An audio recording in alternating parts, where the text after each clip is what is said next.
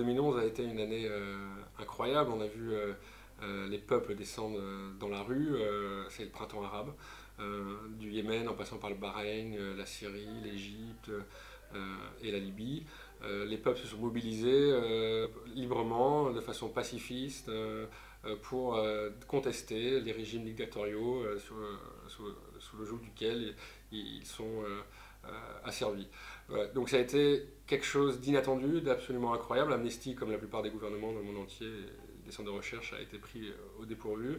Aujourd'hui, Amnesty salue le courage de l'ensemble de ces populations qui sont mobilisées, et d'autant plus que cette mobilisation a été accompagnée d'une répression sévère et intense. Il continue encore malheureusement en Syrie, où on atteint maintenant le chiffre de plus de 9000 morts, et la communauté internationale reste tranquillement installée au Conseil de sécurité, à ne pas pouvoir prendre de décision parce que deux pays comme la Russie et la Chine sont incapables d'offrir une réponse affirmative à l'adoption d'une résolution pour un embargo sur les armes en direction de la Syrie.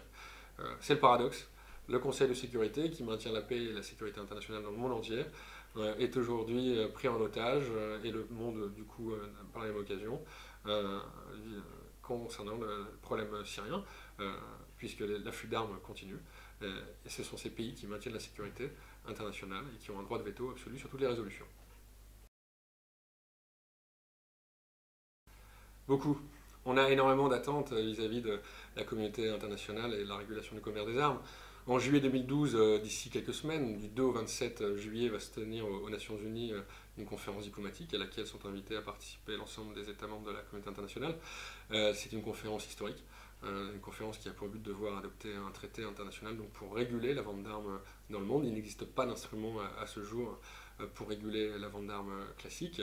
Il existe bien d'autres accords en termes d'armes de destruction massive, accords d'interdiction, de non-prolifération, mais sur les armes classiques, absolument rien. La thématique est arrivée au sein de l'agenda international dans les années 90, et en 2003, Amnesty, avec d'autres ONG, a lancé une campagne internationale contre les armes pour voir adopter un traité. C'était en 2003, on est en 2012. La première résolution sur le traité, c'était en 2006. Les États se penchaient sur la faisabilité d'un traité. En 2009, on décide de se lancer enfin sur un processus de négociation officiel, et la conférence se tient là. Donc cette conférence, si elle a pu se tenir, c'est aussi grâce à la mobilisation des ONG dans le monde entier. Il ne faut pas l'oublier, c'est un traité dont l'idée vient de la société civile, et non pas des États. États qui au départ accueillaient ce traité comme étant une blague. Aujourd'hui, ce n'est plus une blague, on y est, et la réalité nous montre aujourd'hui qu'il y a urgence à adopter un tel traité.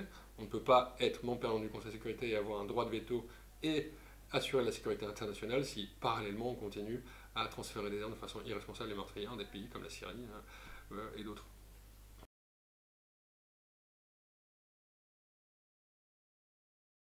Elles sont importantes. François Hollande s'est engagé pendant la campagne présidentielle, quand il serait président, à soutenir l'adoption d'un traité international qui soit ambitieux, robuste, fort, qui intègre la question des droits de l'homme, du droit international humanitaire. C'est ce que nous appelons la règle d'or. Un traité sans une référence au risque de violation des droits de l'homme et du droit international humanitaire serait un traité qui n'aurait pas de sens. Donc François Hollande a pris des engagements. Aujourd'hui, la France a toujours eu une position forte sur le traité, publiquement. Il est important donc que François Hollande continue sur cette voie, respecte ses engagements et aille jusqu'au bout.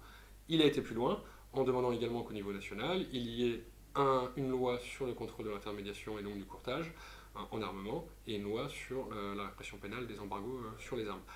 Il a même appelé à ce qu'il y ait un débat au Parlement. Un débat au Parlement sur le rapport annuel au Parlement que toutes les années le ministère de la Défense produit sur les ventes d'armes de la France.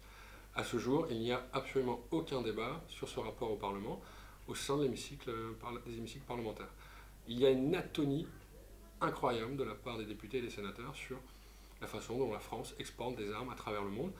Donc il est temps que les parlementaires tirent les leçons du printemps arabe pour enfin discuter, comme cela se fait dans d'autres pays, sur la façon dont la France exporte des armes et vers quelle destination, et en encourant quel risque.